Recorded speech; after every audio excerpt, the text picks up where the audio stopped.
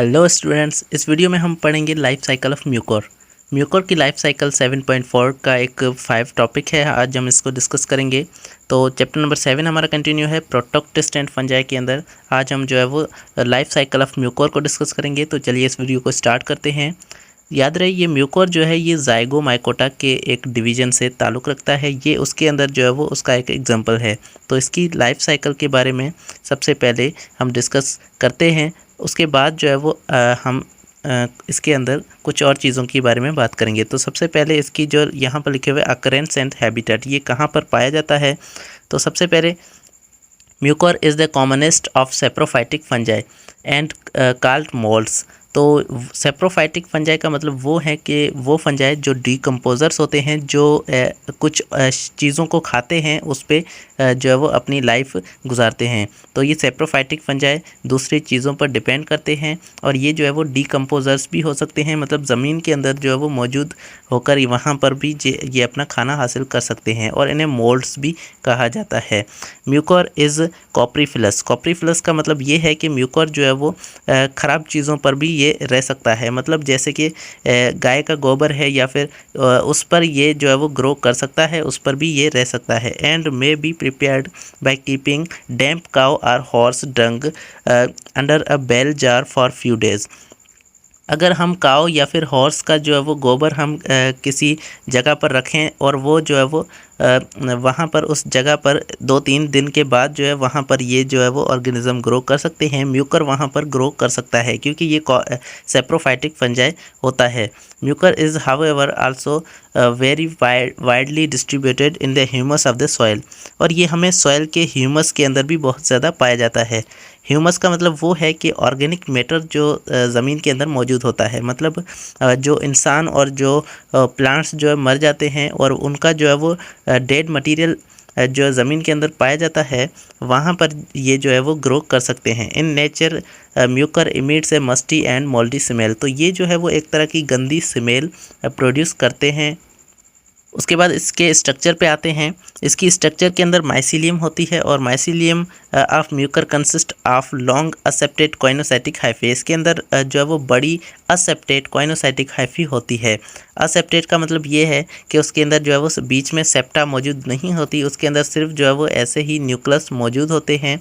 और ये जो है वो कॉइनोसाइटिक इसलिए कहते हैं क्योंकि इसके अंदर ज़्यादा न्यूक्लियस जो है वो मौजूद हैं एक ही साइटोप्लाज्म के अंदर।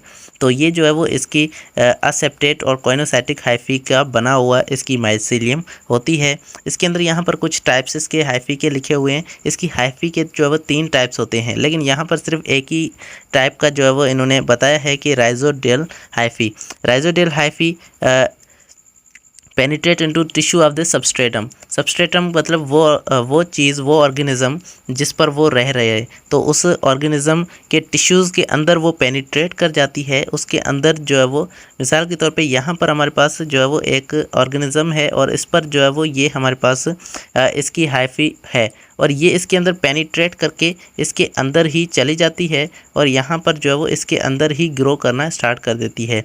तो इस तरह की जो है वो हाइफी को हम राइजोडल हाइफी कहते हैं क्योंकि ये राइजोइड्स की तरह उसके अंदर जो है वो घुसी जा रही है। They serve as a fixative and absorptive which is essential for nourishment. तो ये जो है एब्जॉर्प्टिव और फिक्सेटिव होते हैं, मतलब ये एब्जॉर्ब भी कर सकते हैं। उसके बाद 2 और टाइप्स जो हमारे पास हाइफी के होते हैं, उनमें से एक हमारे पास स्पोरेंजियोफोर होता है, मतलब जिसके ऊपर जो है वो स्पोरेंजियम लगा हुआ होता है। ये जो है हाइफी का टाइप जो है स्पोरेंजियोफोर कहलाता है।